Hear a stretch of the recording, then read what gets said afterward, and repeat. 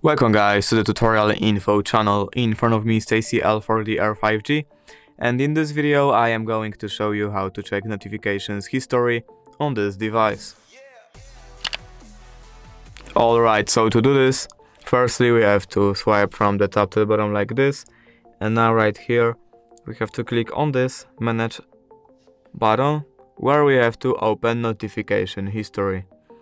We have to click this button to use notification history, and from now there will appear notifications in this notification history.